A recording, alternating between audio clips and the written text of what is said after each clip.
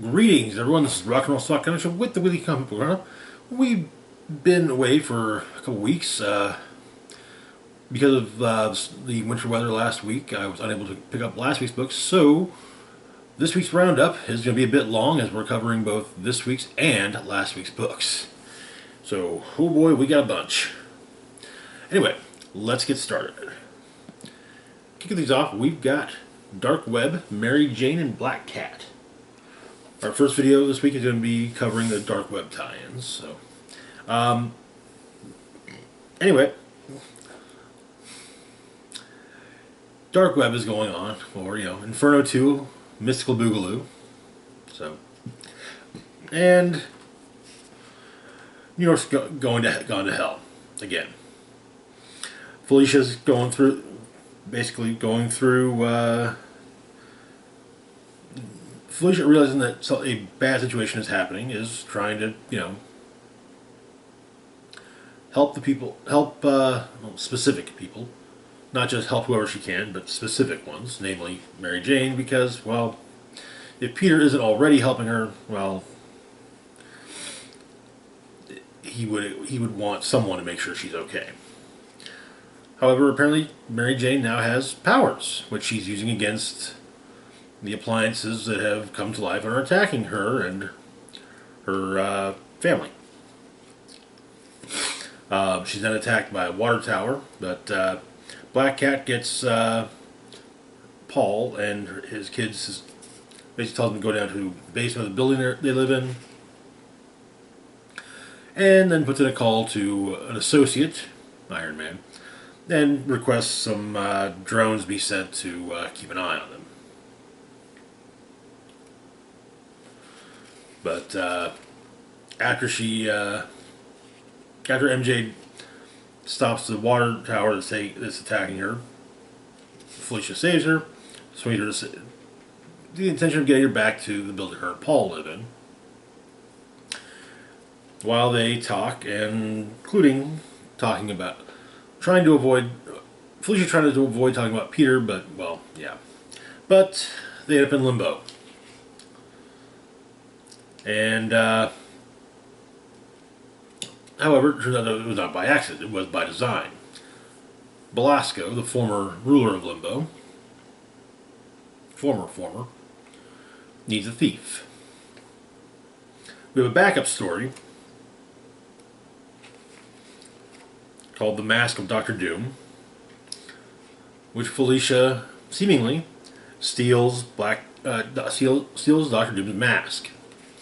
And knowing that anywhere she took it, Doom would be able to follow. Well, she kind of thinks, hey, what about any when? And so she uses his time platform and travels through time, past various eras, and the future as well. We get to see her punching a Nazi alongside Namor and Captain America back during the war. Turns out this whole story is being recounted to the weekly poker game, which consists of herself, Puck, the Thing, Jake Lockley, and it looks like Mary Jane. Where Mary Jane points out that the inside of the mask, while she's looking it over, says "Made in Mexico." She tries to, wow, Doom outsources? Who knew? Trying to say, maybe hero types should, go after that. It's a vulnerability to him. But, yeah, no, it's fake. She tried to palm off. And that is where the issue ends. I do enjoy Jed McKay's Black Cat. It always makes me fun to see a new Black Cat books. More than likely, it's written by McKay, and he does a great job with her. Moving on to our next book, we've got Dark Web Miss Marvel #1. So in Dark Web, in one of the, I think it was in Amazing Spider-Man, or maybe it was Dawn, Miss Marvel briefly went after Chasm at Alchemax and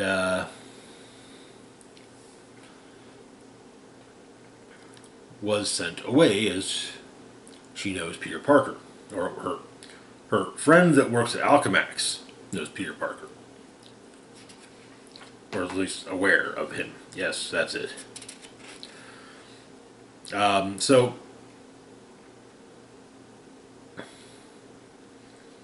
we see the conclusion of a fight that Miss Marvel had against a villain named the Adventure.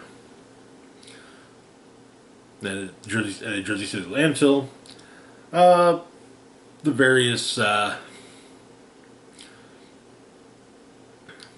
bits of equipment and trash come to life and attack the workers. And it seems also that Madeline's tomb has managed to somehow return the Adventure to life.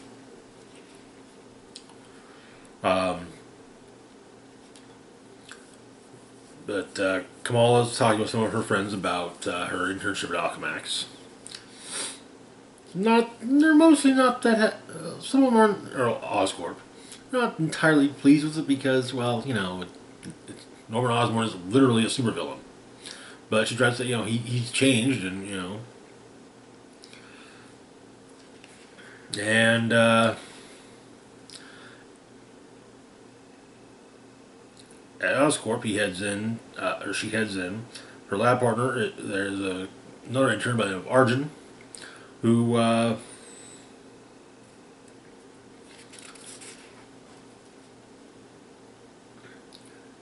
asks if she would like to go with him to see Badshaw in concert the next night.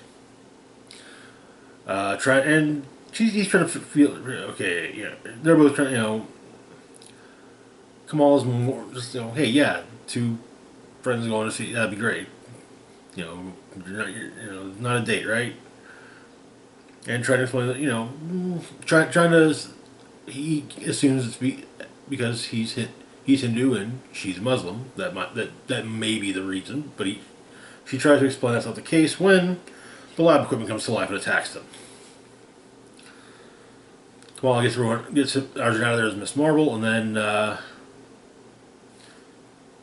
tells Arjun to get to someplace safe before dealing with, all the fun toys are hanging around in Oscorp.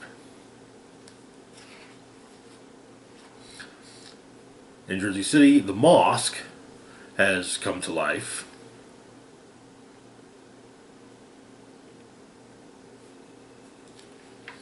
Once again, Miss Marvel has to save Arjun. And is watching, but she's being watched by the Adventure.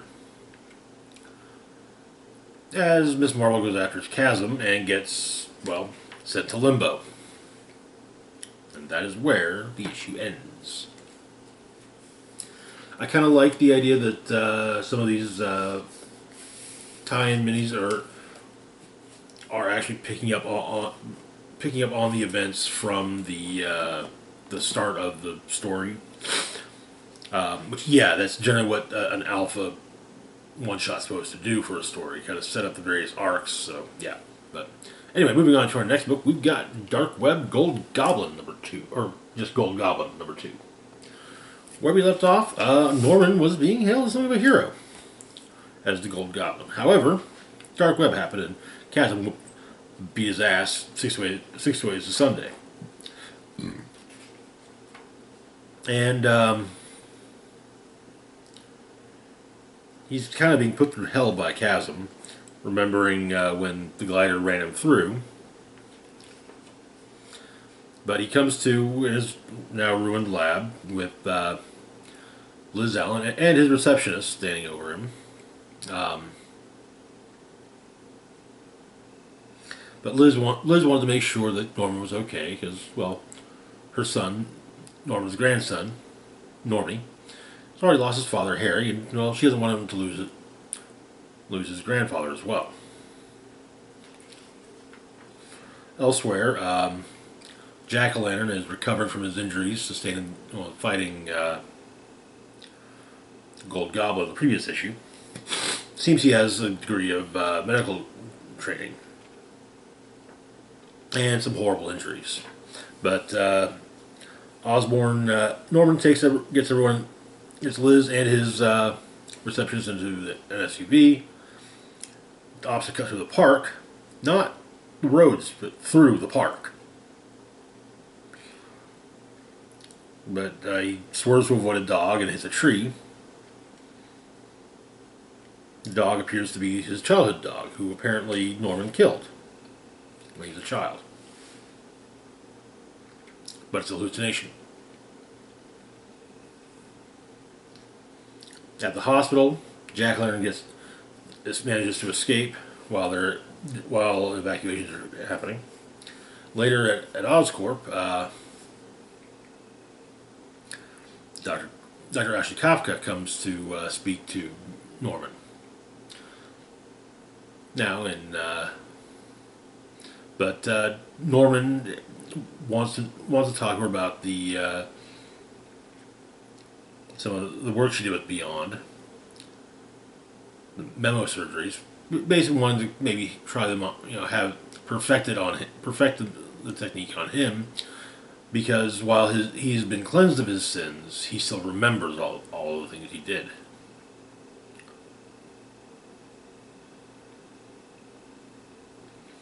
But turns out that Dr. Kafka has a bit of a surprise for Norman,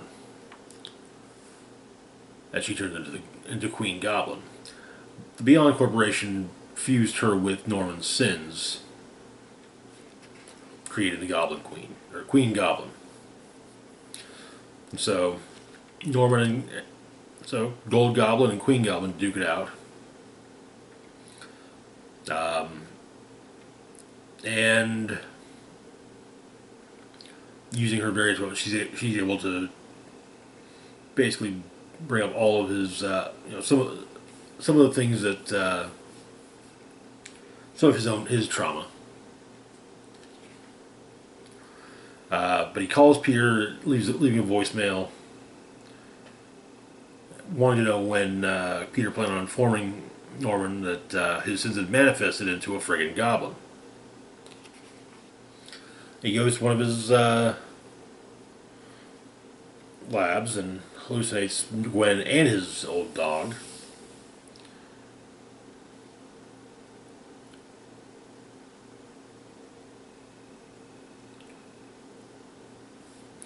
As he is planning to kill Queen Goblin.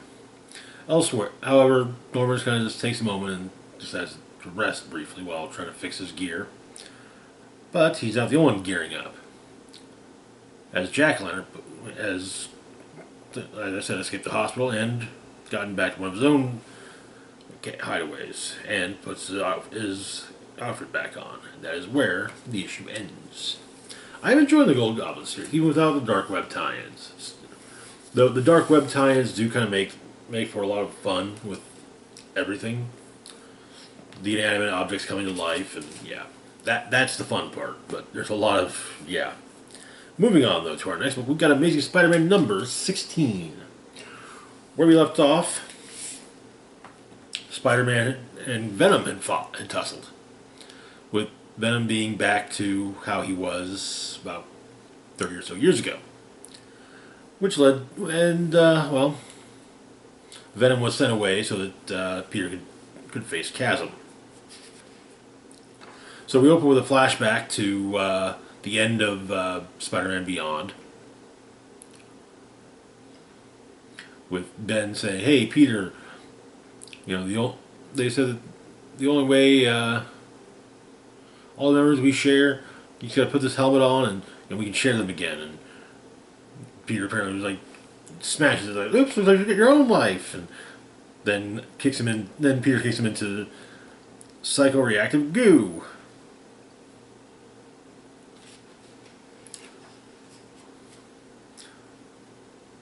But that's not how it happened. But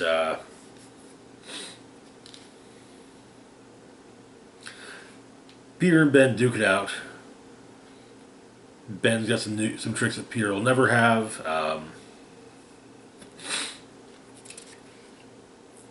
Meanwhile, outside the treehouse, the X-Men's treehouse, Hallows Eve and the Goblin Queen, not the Queen Goblin, but Goblin Queen, are joined by Venom.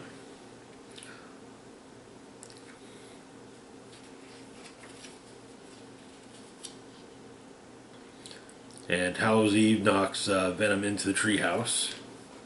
And that will be continued in our next... That plot thread will be continued in our next book. This issue is largely just the fight between Venom, or between Chasm and Spider-Man, which culminates in Chasm sending Peter to Limbo, and when he arrives, he's suddenly back to teenage Peter Parker, working at the demonic Daily Bugle. And that is where the issue ends. Interesting.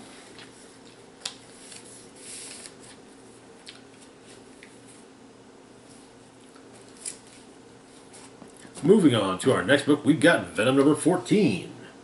Where we left off with Venom, Venom got kicked into the X-Men's treehouse by Hallows Eve. However, we open with kind of going into what happened between Eddie's arrival in Limbo and the beginning of Dark Web.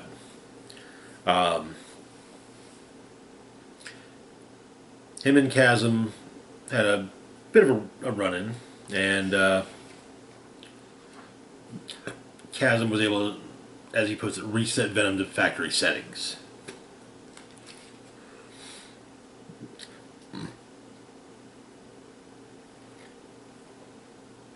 And in the present, it's made clear that Maddie at least is putting on seems to respect Janine, and isn't just using her as a means to an end.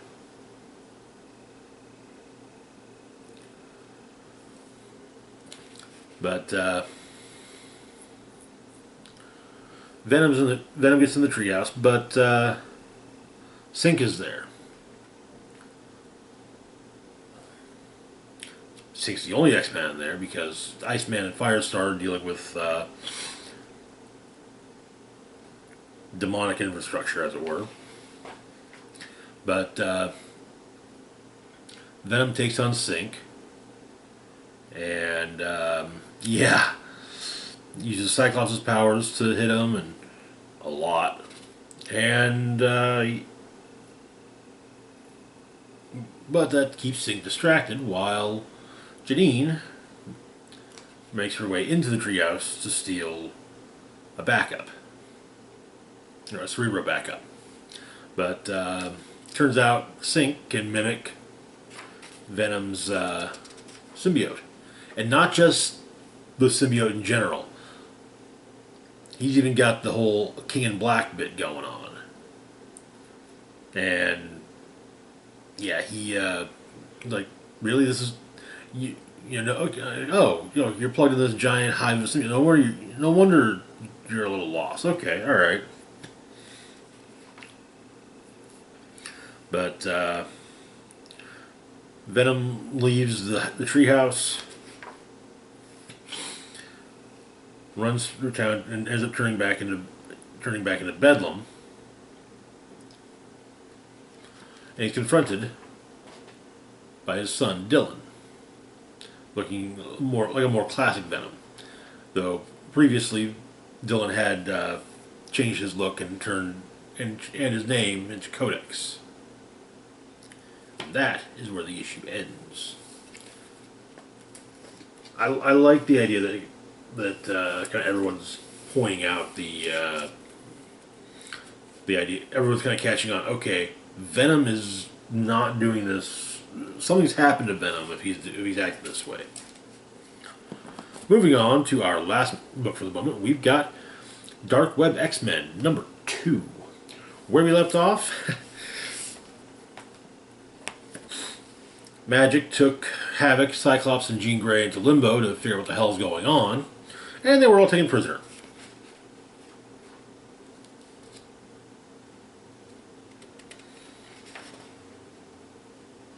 Apparently, Maddie often dreams of the life she could have had. It's like taking her son Nathan to the beach or to the zoo, but she always loses him, even in her dreams. In New York, a hot dog stand is attacking the guy that operates it. Ford manages to stop it and spills hot dogs, but Ford is also trying to get people into the treehouse for safety. But before going in himself, Ford grabs one of the hot dogs. 5 second rule. It's all good. Apparently, Ford prefers mustard on his hot dog, which mustard's good, don't get me wrong. But what about mustard and ketchup? Delectable. But Madeline's trying to open the Cerebro drive, or the Cerebro backup drive, but it's not working. So she figures she's going to have to get Jean to do it. So Jean and Ileana, their dream forms, are younger and outside the mansion, being watched apparently by Mr. Sinister, and being directed through to figure out what's going on. Meanwhile,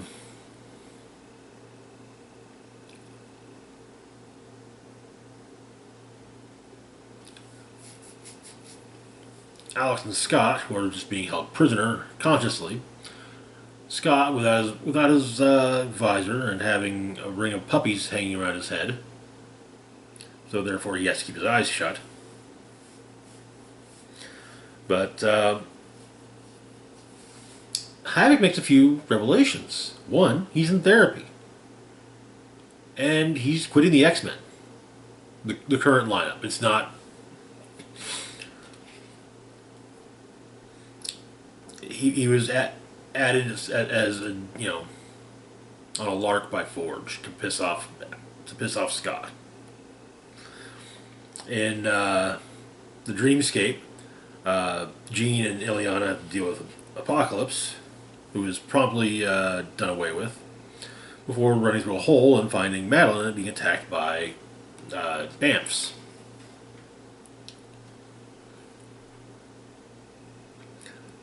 Jean offers to help with accessing the backup.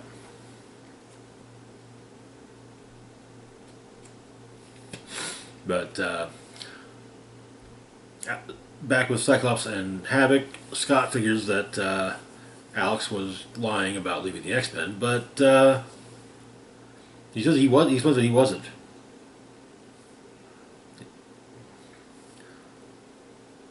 And he doesn't belong on that team.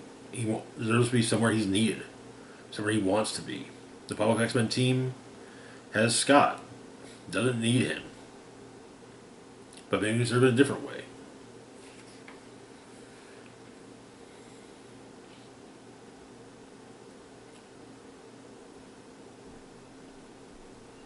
But it turns out that no, Forge didn't toss in Alex to piss off Scott. He did it because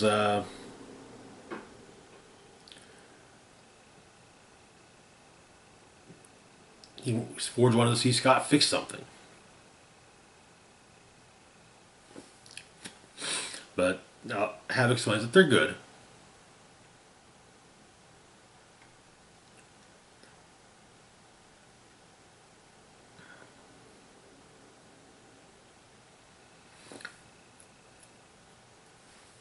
And Scott's able to contact Jean with their psychic rapport, which snaps Jean out of her dream self into her actual self, and yeah.